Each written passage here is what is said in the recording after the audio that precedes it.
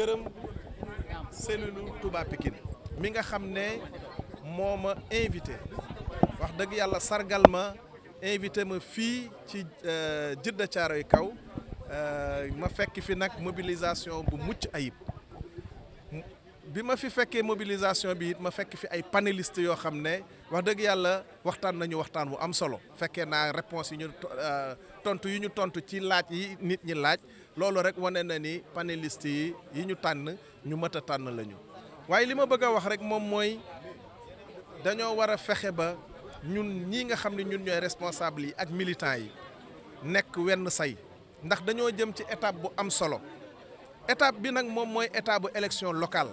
ndaxte étape boobu moo ñuy mën a may ñu dëgmal élection 2029 yi nga xam ne ñun ñëpp suñu coobare mooy fexe ba jël réew mi dénk ko Ousmane Sonko mu yeggale li nga xam ne moom la ñu tàmbali woon en 2024 loolu nag bu ñu ko bëggee def faaw nu nekk benn te gëm naa ni fii Djiddah Thiaroye Kaw responsable yi ma fi fekk yëpp am nañu coobareew nekk benn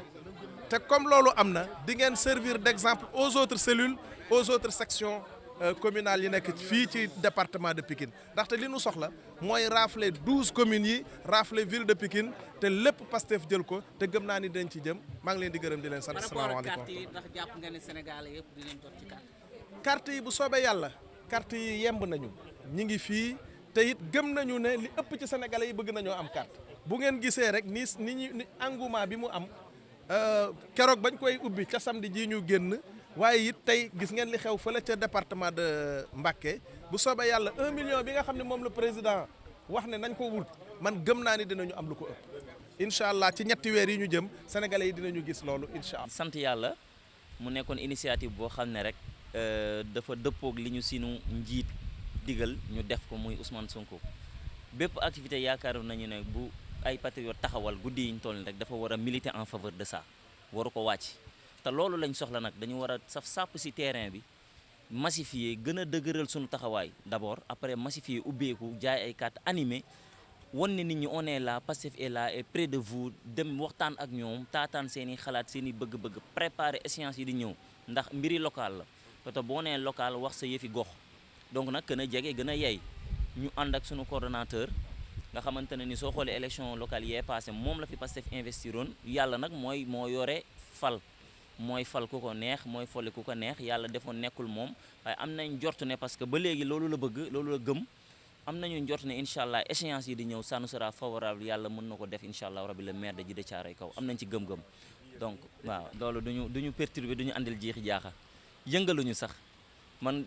lu tuuti laa ci Pastef nag damay wax ni waaye lu tuuti laa ci Pastef dama ko wax nii rek pour wax ndax dama ko wax suñu waa kër man leen ñu naan bu la Diomaye woowee demal man leen Diomaye mënul jënd sama jàng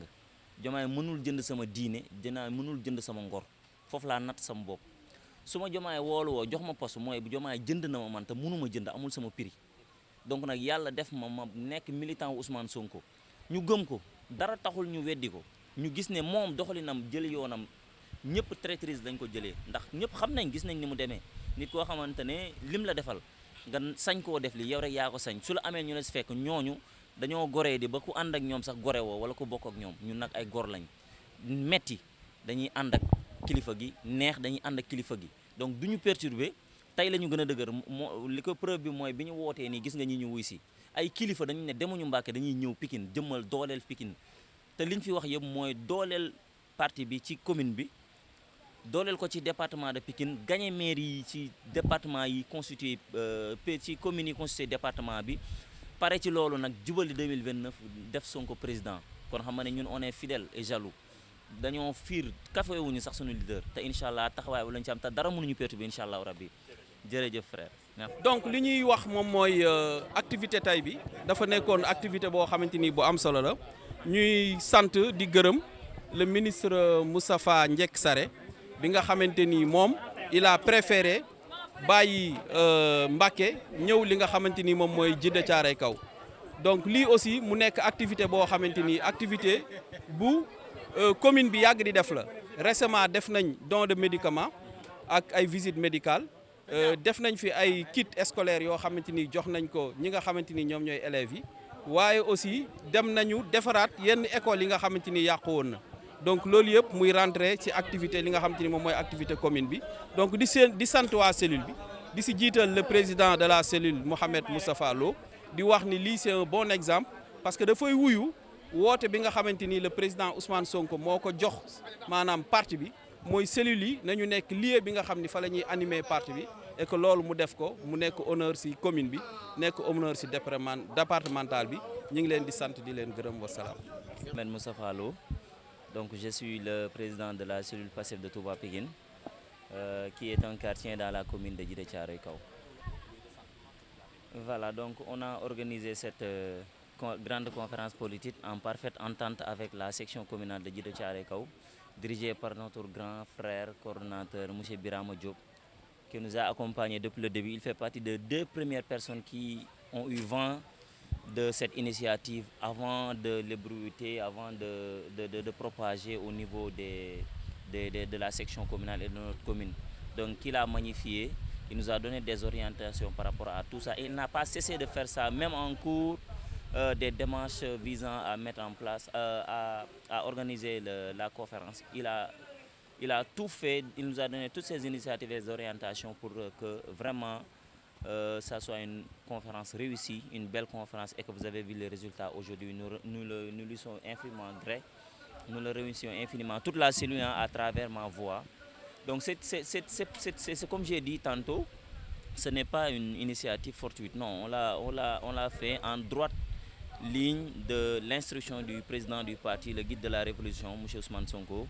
qui a demandé de retourner au niveau des bases, massifier, animer, consolider, comme le thème principal l'a souligné, maillage politique territorial, les leviers comme les cellules comme levier stratégique d'ancrage et de mobilisation. Donc ça répond à cela. Donc c'est ce qu'on a fait, mais on ne pouvait pas le faire en omettant les autorités de Pikine, parce que nous voulions une grande représentation de Pastef dans Touba Pikine, mais dans Djiddah Thiaroye Kao. Et pour ce faire, il va falloir qu'on soit accompagné, bien accompagné. C'est pourquoi on a ratissé large, on a invité toutes les autorités élues, nommé toute personne responsable de Pastef au sein du département de Pikine. On l'a convié aujourd'hui à ce jour. Bon, peut-être on n'a pas une très très grande réussite comme escompté, parce qu'il y a l'activité de Mbacké qui a un peu chamboulé les choses. Beaucoup avaient donné leur parole d'assister à ces initiatives-là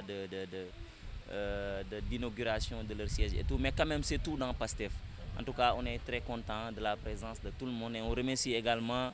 M. Dien, qui est là, qui a représenté les vétérans de Touba Pikine, mais qui sont des patriotes également. Ils nous ont tout facilité. Depuis le début aussi, on les a approchés parce que ce sont nos aînés.